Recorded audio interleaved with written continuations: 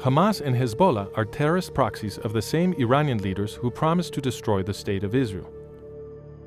But PLO-Fatah, or the Palestinian Authority, the government of any future Palestinian state in Judea and Samaria, is different, according to the media, for it supposedly means to make peace with Israel.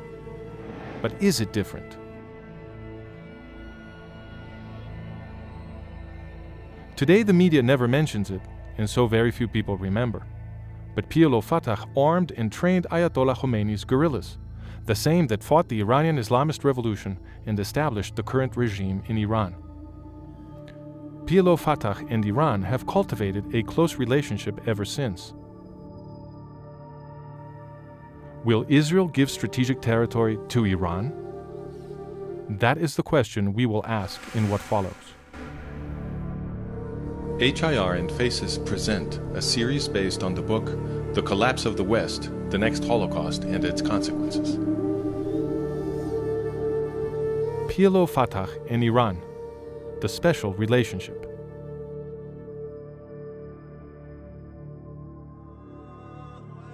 Ever since Ayatollah Khomeini led the Iranian Revolution and called for Israel to vanish from the page of time, Iranian leaders have openly called for the destruction of Israel.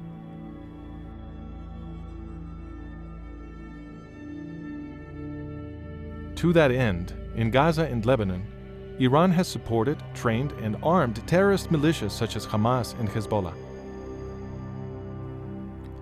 Israeli Prime Minister Benjamin Netanyahu has explained, to Israel and to the world, that Iran is a menace to the security of the Jewish state.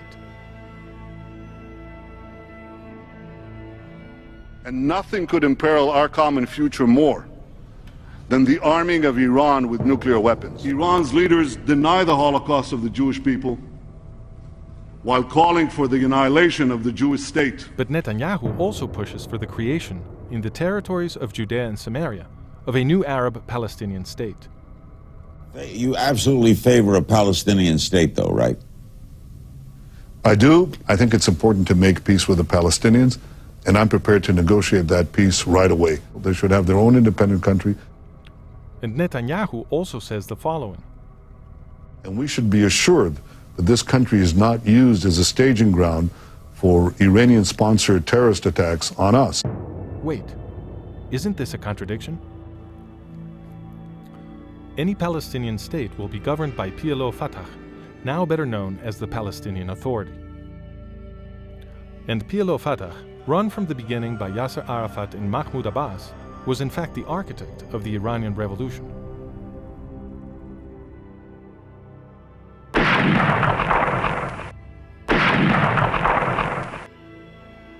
As reported at the time, Palestinian sources said that Mr. Arafat's group had sent arms to the revolutionary forces in the last 4 months and had trained Iranian guerrillas since the early 1970s. PLO-Fatah was so important to the Iranian Revolution that Yasser Arafat was the first foreign dignitary invited to celebrate with Khomeini the revolution in Tehran. And is the Palestinian resistance feeling stronger now she is backed by Iran? Definitely, it changed completely the whole strategic policy in this area.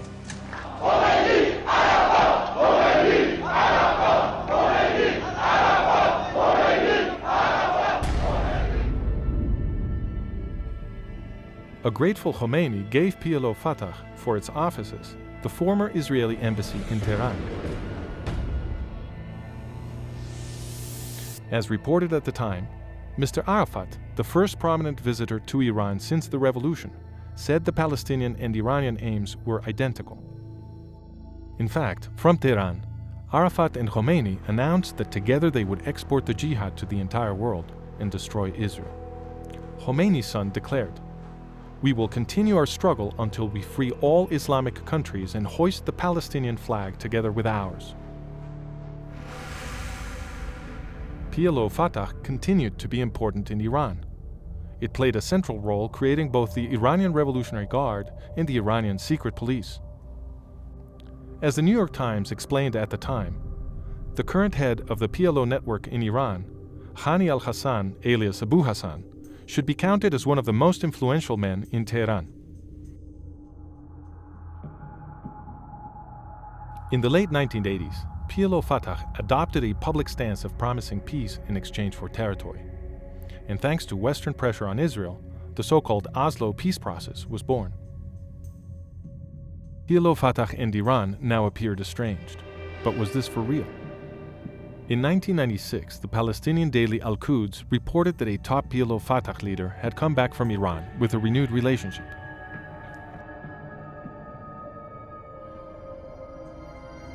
In 2002, PLO-Fatah launched a series of terror attacks with the help of Iran.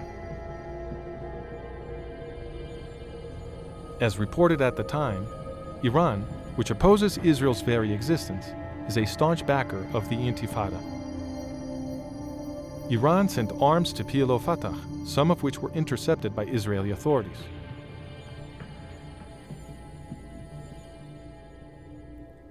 And Iran was heavily involved with the PLO-Fatah terrorists. Directly linked to Yasser Arafat's Fatah movement, the Al-Aqsa Martyrs Brigades are behind the majority of recent shootings and suicide attacks against Israelis. Much of the Fatah-affiliated Al-Aqsa Martyrs Brigades has now come under Iran's sway, especially in the West Bank. When Arafat died, Zakaria Zubeidi, the 29-year-old West Bank leader of the Al-Aqsa Martyrs Brigades, a violent group linked to Fatah, said he would back Mahmoud Abbas. So Mahmoud Abbas was Iran's candidate. Now, as we saw, in 1979, when in Iran to celebrate with Khomeini the Islamist revolution, Arafat said the Palestinian and Iranian aims were identical. Mahmoud Abbas was also there, speaking to the Arab reporters. He explained to them PLO-Fatah's plan of phases, imagined 5 years earlier, in 1974.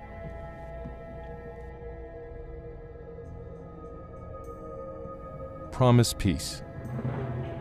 Get territory. Destroy Israel.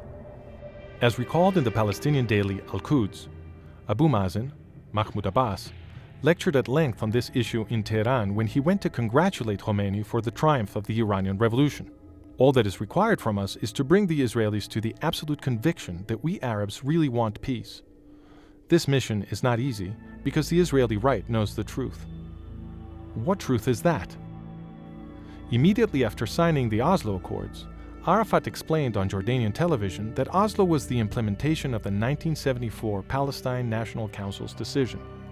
Historian Kenneth Levin explains, this was a reference to the so-called Plan of Phases, according to which the Palestine Liberation Organization would acquire whatever territory it could by negotiations, then use that land as a base for pursuing its ultimate goal of Israel's annihilation. Years later, Faisal Husseini, the top PLO official in Jerusalem, compared the Oslo peace process to a Trojan horse. The Trojan horse strategy was employed by the ancient Greeks to enter the city of Troy with a promise of peace, and then exterminate the Trojan population.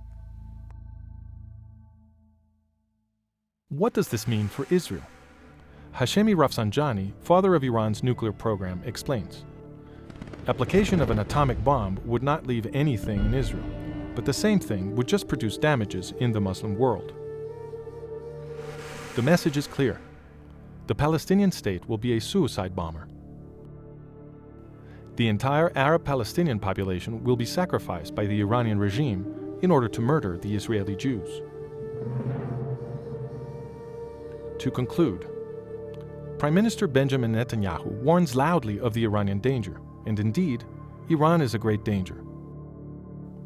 But then one is entitled to ask, why is Netanyahu so committed to giving strategic territory of the Jewish state to PLO-Fatah, co-author of Ayatollah Khomeini's Iranian Revolution, and clearly an Iranian proxy? To see the documentation that supports the statements in this video, visit www.hirhome.com and consult the article PLO-Fatah and Iran, the Special Relationship.